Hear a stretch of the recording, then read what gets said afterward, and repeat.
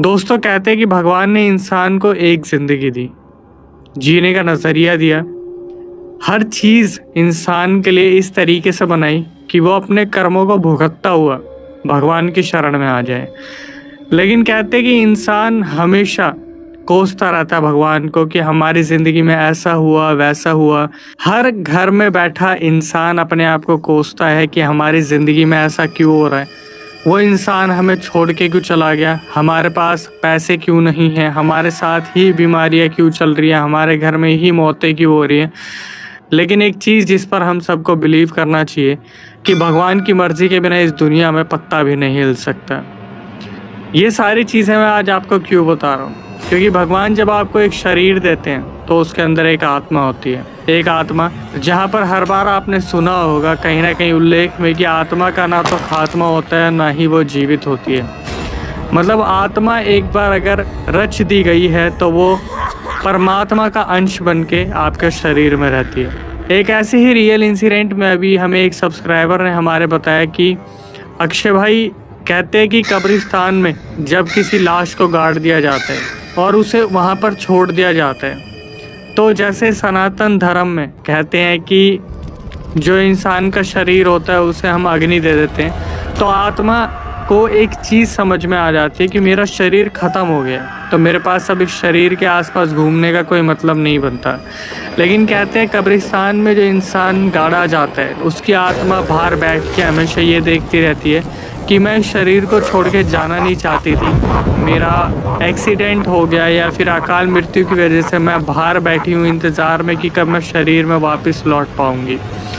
इसी तरीके से कुछ लोग अपनों से इतना ज़्यादा प्यार कर बैठते हैं कि इस दुनिया को छोड़ना उनके लिए बहुत मुश्किल हो जाता है और फिर वो एक ज़िद पे आ जाते हैं। आपने बहुत सारे रियल इंसिडेंट में सुना होगा कि एक आत्मा इस चीज़ की ज़िद पे आ जाती है कि मैं तो उसे लेके जाऊंगी या मैं उसे लेके जाऊंगा।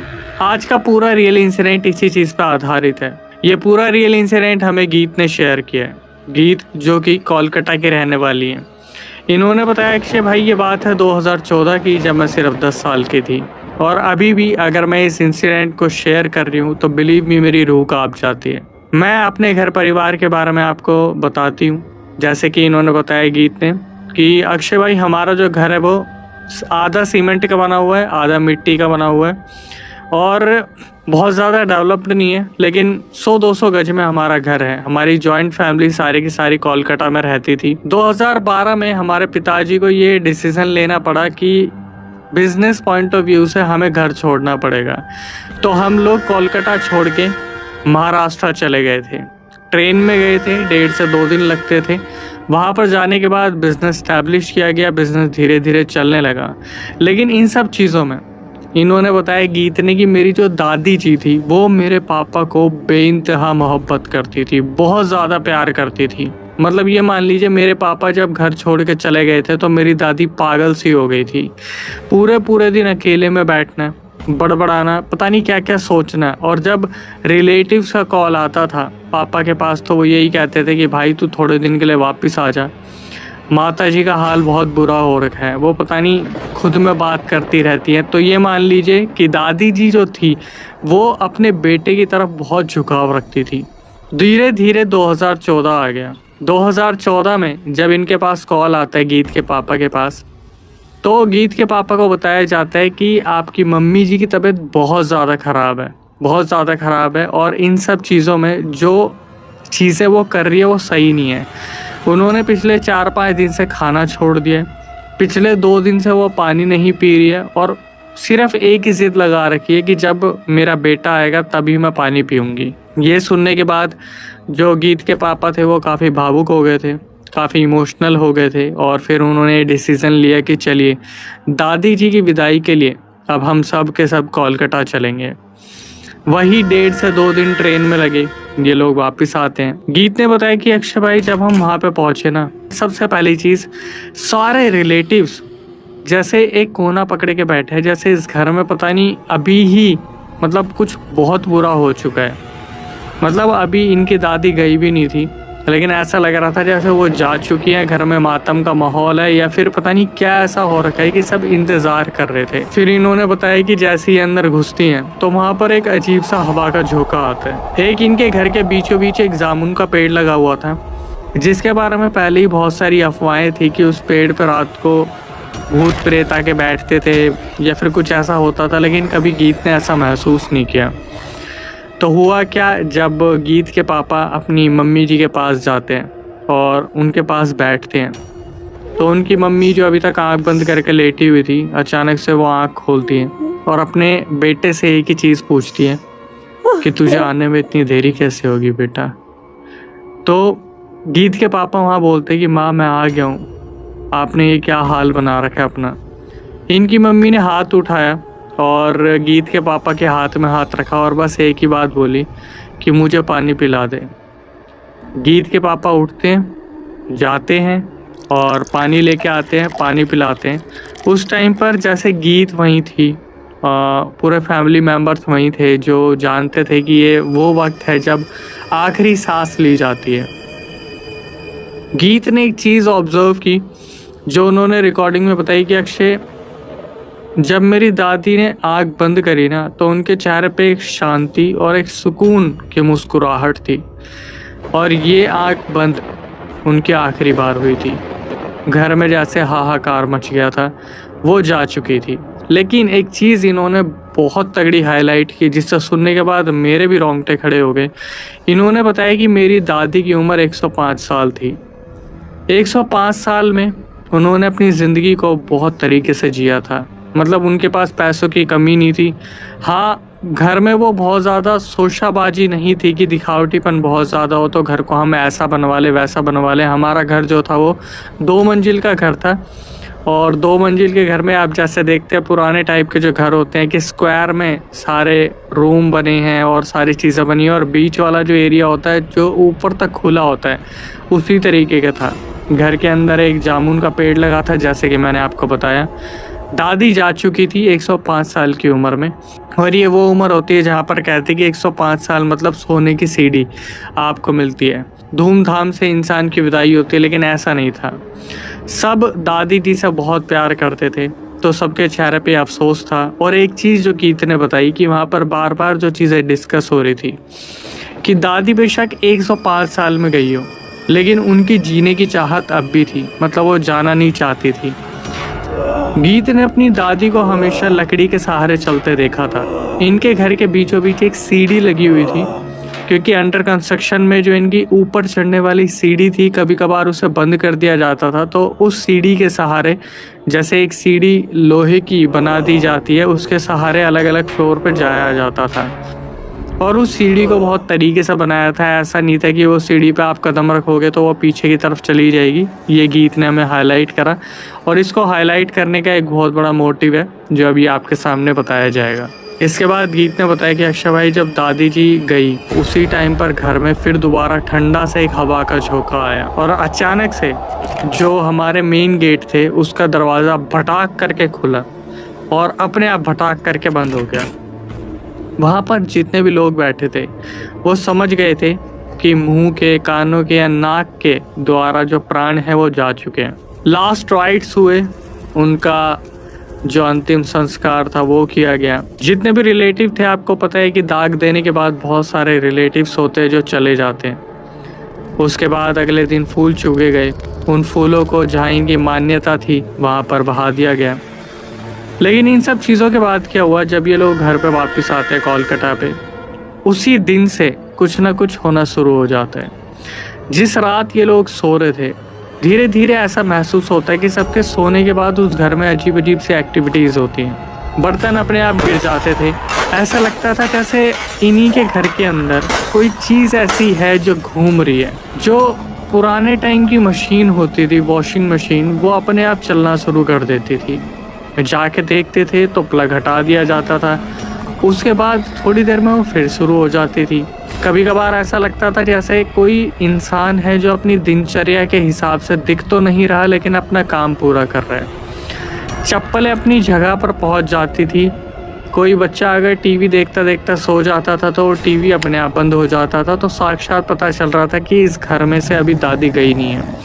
और ऐसा होता भी है। हिंदू धर्म के हिसाब से, सनातन धर्म के हिसाब से कहा जाता है कि जो इंसान है जो अभी गुजरा है उसकी आत्मा 13 दिन तक घर में ही रहती है और वो हर चीज़ होते देखती है जो भी वहाँ पर हो रहा है। गीत ने बताया कि अक्षय इन सब चीज़ों में जो घर के बच्चे थे वो काफ़ी डरते थे, क्योंकि इन्हें ऐसा लगता था कि दिन में जब ये लोग अकेले होते थे, कमरे में बैठे होते थे, टीवी देख रहे होते थे, तो अचानक से इनके बगल में कोई सोफ़ा जिस पर अभी तक कोई नहीं बैठा होता था, वहाँ पर ऐसा लगता था कि कोई गद्दी पे बैठा है और ये लोग सारे उठ के भाग जाते थे। अपने अपने पेरेंट्स को बताया करते थे कि ऐसे ऐसे जो है वहाँ पर हमने किसी को बैठे देखा है, पर कोई आकृति हमें नहीं दिखी। पेरेंट्स वहाँ पे जाते थे तो वहाँ पर उन्हें बैठा तो कोई भी नहीं दिखता था, लेकिन इन सब चीज़ों में एक सबसे अलग चीज़ जो सबको डरा देने वाली थी कि बच्चे जब भागे थे तो किसी ने भी टीवी को ऑफ़ नहीं किया था। तो ये टीवी ऑफ किसने किया? धीरे धीरे वक्त गुजरता गया और जो बच्चे थे वो डर के माहौल में घर में रहा करते थे। इन सब चीज़ों के बीच जो चीज़ें थी कि घर में जो है पूजा पाठ इस टाइम पर आप नहीं कर सकते, सनातन धर्म के हिसाब से अगर आपको मालूम हो कि 13वीं तक आप घर में पूजा पाठ नहीं कर सकते। वैसे तो कहते हैं कि हमें कुछ फैंसी भी नहीं पहनना चाहिए, हमें टीवी भी नहीं चलाना चाहिए, हमें कुछ बाहर का भी नहीं खाना चाहिए, लेकिन आज की जनरेशन वो सारी चीज़ें भूलती जा रही हैं। गीत ने बताया कि अक्षय भाई ऐसा भी होता था कि जब हम सुबह शाम घूमने निकलते थे ये सोच के कि थोड़ी खुली हवा में जाते हैं, तो हमेशा ही महसूस होता था कि हमारे आगे पीछे कोई ना कोई है। बच्चे अचानक से भाग लेते थे ये सोच के कि कोई है, फिर खुद को एक दूसरे को तसल्ली देते थे कि वहम था, चप्पल से चप्पल टकरा गई होगी, जैसे पट्टे करके पैर पे वापस लग जाती है।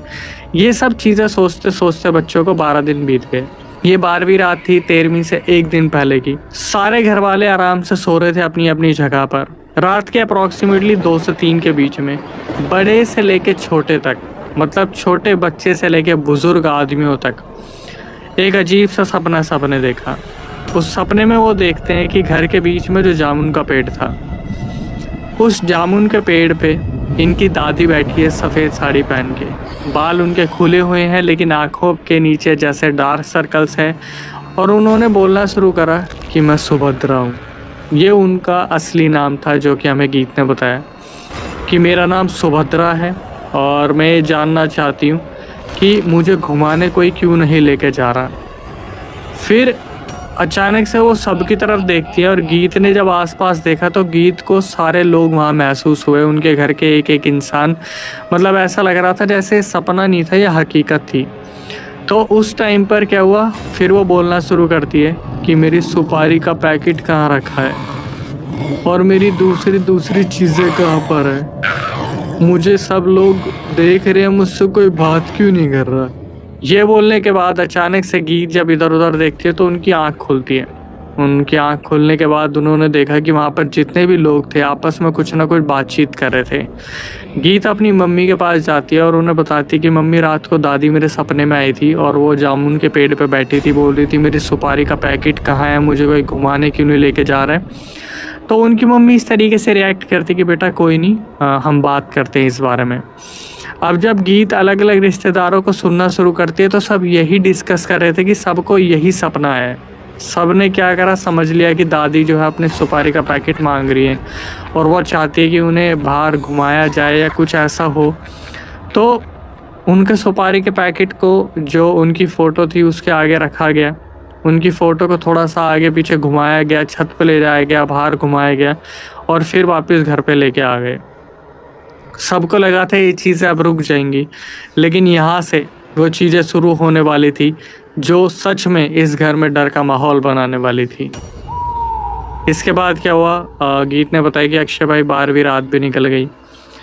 13वीं का दिन था। जैसे कि सबको भोज दिया जाता है, बहुत सारे ब्राह्मण बुलाए जाते हैं और जो भी अपनी तरफ से जो भी किया जाता है वो सब कुछ किया गया। जो भंडारा एक तरीके से एक रस्म होती है कि शांति से 13वीं को निकाल दिया जाए।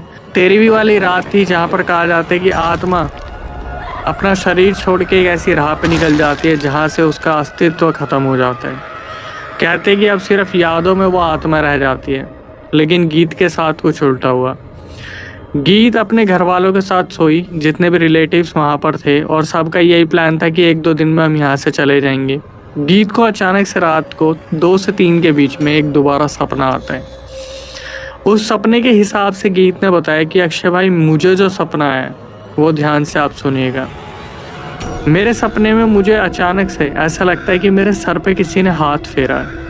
मैं आराम से सो रही थी, मेरे सर पे किसी ने हाथ फेरा, और जैसे मेरी आँख खोली, मेरी जो दादी थी वो मुझे इस तरीके से घूर के देख रही थी।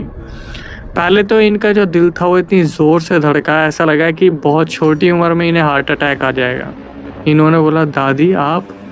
दादी ने इनके सर पे हाथ रखा, और वो जो हाथ था ऐसा लग रहा था जैसे किसी बर्फ़ की सिल्ली से कम नहीं था। इनकी दादी इनका हाथ पकड़ती है और बोलती है, चलो मेरे साथ बेटा, नीचे सब तुम्हारा वेट कर रहे हैं। ये पहली मंजिल पे सो रही थी, और इनको ऐसा लगा जैसे इनके ऊपर पता नहीं कोई अजीब सा वशीकरण सा हो गया। मतलब इन्होंने बताया कि मेरे ऊपर पता नहीं एक अजीब सा वश, पता नहीं क्या हो रखा था कि मैं उठ के चल दी। धीरे धीरे मैं चलने लगी, और मेरी जो दादी थी वो मुझसे आगे चल रही थी। तो मेरी नज़र पड़ती है दादी के पैर पे, और मुझे जितना याद है कि मेरी दादी कभी भी लाठी के बिना नहीं चल सकती थी, लकड़ी के सहारे बिना नहीं चल सकती थी। तभी अचानक से इन्हें रियलाइज़ हुआ कि ये इनकी दादी नहीं है, कुछ और है। इन्होंने पलट के देखा तो इनके जितने भी रिलेटिव्स थे वो अपनी खाट पे ऐसे बैठ के देख रहे थे जैसे वो भी एक तरीके से किसी चीज़ के वशीकरण में है। इन्होंने पीछे देखा, इन्होंने आगे देखा, और वहाँ पर आगे कोई भी नहीं था। ये अपने सपने से उठती है और फटाफट से भाग के अपनी मम्मी के पास जाके सो जाती है। जैसे आपस में कज़न्स वगैरह सोते हैं, ये उठी और अपनी मम्मी के पास जाके सो गई। इन्होंने अपनी मम्मी को कुछ भी नहीं बताया रात को। लेकिन जब ये सुबह उठी तो इन्हें 103-104 डिग्री बुखार था। इन सब चीज़ों में क्या हुआ, इनके मम्मी पापा सुबह उठते हैं और गीत से पूछते कि गीत, तुम्हें क्या हुआ है बेटा, सब ठीक तो है? गीत ने बताना शुरू करा अपने सपने के बारे में कि रात को 2 से 3 के बीच में अचानक से मुझे दादी दिखी, जो मेरे को बोल रही थी कि मेरे साथ चलो। जब मेरा ध्यान पड़ा कि वो बिना लाठी के सीधा चलने लग रही है तो मेरी आंख खुल गई, और मैंने पीछे देखा था हमारे सारे रिलेटिव्स इंक्लूडिंग, मतलब मिलाकर मम्मी पापा, आप भी मेरी तरफ ही देख रहे थे कि मैं कहाँ जा रही हूँ। और दादी मुझे बोल रही थी कि नीचे चलो, हमारा वेट हो रहा है, मतलब हमारा कोई इंतज़ार कर रहा है। घर वाले समझ गए कि कुछ बहुत ही ज़्यादा बुरा हो रहा है, तो उन्होंने क्या करा है, प्लान बनाया कि अब जब सब कुछ ख़त्म हो गया है तो दादाजी को बता के अपनी जॉइंट फैमिली में सब लोगों को इन्फॉर्म करके ये लोग महाराष्ट्र की तरफ रवाना हो जाते हैं। जैसे कि बताया कि 1.5 से 2 दिन का सफ़र था, ये अपने घर पहुंच गए। जब ये घर पहुंची महाराष्ट्र, तो इनकी मम्मी ने फिर इनसे पूछा कि बेटा तूने सपने में क्या देखा था। तो गीत ने एक चीज़ अपनी मम्मी को एक्सप्लेन करनी शुरू की कि मम्मी, दादी एक्चुअल में दादी नहीं, कोई ऐसा लग रहा था जैसे डायन है वो, सफ़ेद कपड़े, सफ़ेद बाल, लंबे नाखून, और बस एक चीज़ की जब वो चल रही थी तो उनके पैर जो है वो अजीब तरीके से गिलगिले से हो गए थे। इन्होंने अपने सपने के बारे में एक एक चीज़ बताई कि इस तरीके से डरावनी रात हो रखी थी, और फिर गीत ने बताया कि आज भी मैं उस सपने को याद करती हूँ तो मेरी रूह कांप जाती है। हुआ क्या, 2-4 दिन सब कुछ सही रहा, लेकिन फिर भी गीत को ऐसा महसूस होता था कि महाराष्ट्र वाले घर में भी कुछ ना कुछ दिक्कत है। महाराष्ट्र वाले घर में इन्होंने जो फ़ोटो लगा रखी थी दादी की, वहाँ पर जब माला चढ़ाई जाती थी तो 1-2 घंटे बाद ये जाके देखते थे माला अपने आप गिरी होती थी, मतलब अभी भी वहाँ पर प्रेजेंस होती थी। अगले 3-4 दिन जैसे कि मैंने बताया कि निकल गए थे, तो उन रातों में क्या हुआ कि घर की लाइट अपने आप फ्लक्चुएट होती थी महाराष्ट्र वाले घर में, और बस एक पापा थे जिन्हें कुछ भी नहीं होता था, वरना हमेशा हर किसी को लगता था कि हमारे आसपास कोई है। गीत को पर्सनली ऐसा फील होता था कि उनके पैर को किसी ने खींचा है, या फिर उनके बालों को खींच के उठाने की कोशिश की गई है।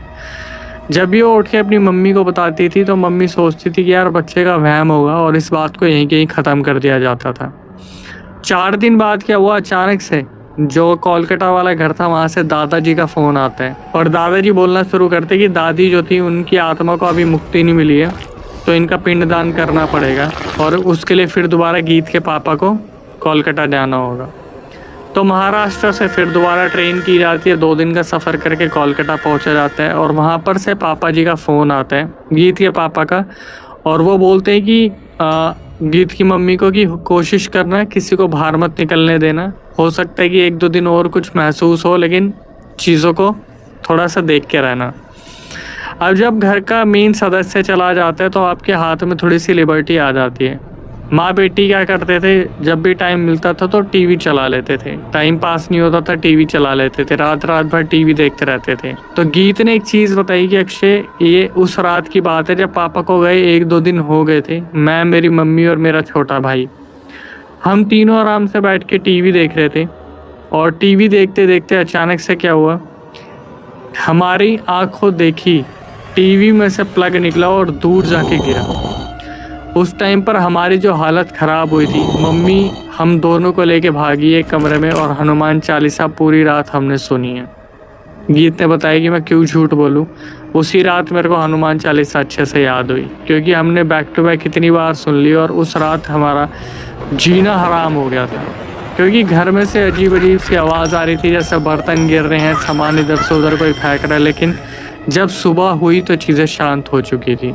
गीत ने बताया कि डर तब लगा जब इनकी मम्मी इन्हें लेके भाग रही थी, तो टीवी का प्लग जो गिरा था वो तो गिरा ही था, लेकिन एक हवा का झोंका फुल स्पीड से आया और जिस कमरे में घुसे थे उस कमरे के गेट पर आके वो झोंका लगा और फिर जैसे किसी गेट से धड़ाम करके वो बाहर निकल गया।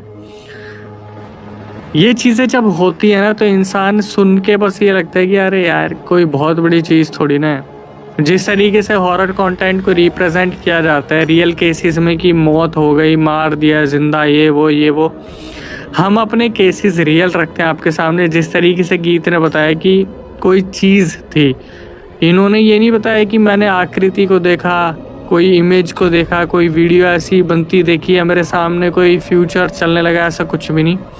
बस चीज़ें महसूस हुई। एक वो जो सपना आया था, वो सपने में दादी क्या कहना चाहती थी ये नहीं पता था। फिर उन्होंने बताया कि शायद पापा ने पिंडदान कर दिया था दादाजी के साथ, तो चीज़ें थोड़ी सी रुक गई। लेकिन आज भी 2026 चल रहा है, आज भी कहीं ना कहीं महसूस होता है कि दादी महाराष्ट्र वाले घर में या कोलकाता वाले घर में कहीं ना कहीं महसूस होता है कि वो है। उनके लिए एक स्थान छोड़ दिया गया है, कमरा बना दिया गया है, लेकिन अभी भी ऐसा लगता है जब उनकी फ़ोटो पर साफ सुथरी माला नहीं टांगे जाती, जैसे गेंदे की फूल की हो गई या कुछ ऐसा हो गया, तो वो माला अपने आप टूट के गिर जाती है या फिर दादी उसे फेंक देती है। इसके बाद एक लास्ट चीज़ जो गीत ने बताई कि 2026 हो गई, मेरी तो खैर शादी हो गई है, मतलब गीत ने बताया कि मेरी शादी हो गई है, मेरा एक बच्चा भी है। लेकिन जो सच्चाई आपको बताऊं तो इन्होंने बताया कि आज भी ना ऐसा कभी कभार डिस्कस होता है घर में कि दादी की आवाज़ आती है, जैसे दादी की आवाज़ आएगी, गीत तो सुन रही है मुझे। और जब भी पीछे पलट के देखा जाता है, वैसे पलटना तो नहीं चाहिए, लेकिन जब भी पीछे पलट के देखा जाता है तो वहाँ पर कोई भी नहीं होता। ये चीज़ें इनके लिए इतनी आम हो गई है कि इन्होंने समझ लिया है कि दादी अभी गई नहीं है। और फिर इस चीज़ का कोई समाधान नहीं है, क्योंकि पिंडदान भी कर दिया, हवन भी करवा लिया, पूजा पाठ भी हो गया, हर तरीके से सब कुछ करके देख लिया। तो ये दादी की इच्छा है कि जब वो जाना चाहेंगी तब जाना चाहेंगे, लेकिन फ़िलहाल अभी दादी नहीं गई हैं और दादी अपने आप को पूरी तरीके से महसूस करवाती हैं। अब देखिए, जैसे हमारे दादा दादी हैं, नाना नानी हैं, कहीं ना कहीं हमने भी उन्हें खो दिया है। हो सकता है कि आज रात वो भी हमें देख रहे हो बैठ के और सोच रहे हो कि बेवकूफ़ कितने बजे तक जगता है, इसको सो जाना चाहिए। और फिर सोचिए कि आपके पितर आपकी रक्षा करते हैं, आपके कुल देवी देवता आपकी रक्षा करते हैं, किस चीज़ को लेके?